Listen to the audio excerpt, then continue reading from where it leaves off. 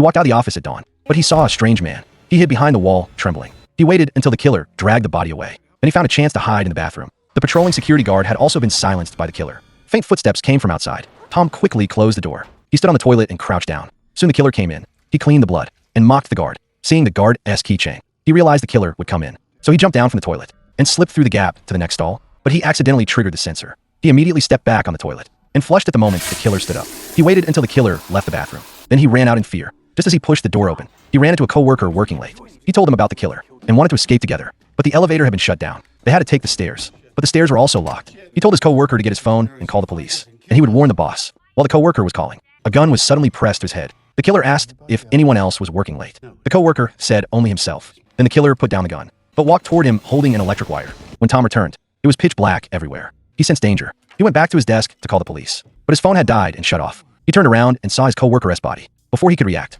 the door opened again. He quickly hid, hearing the killer's footsteps coming closer. He ran to the storage room at the end. He trembled in despair and prepared to fight back the moment the killer came in. But suddenly a phone rang. The killer quickly ran to the phone, searching it for useful information. Seeing Tom's name and photo, he immediately realized this person must be nearby.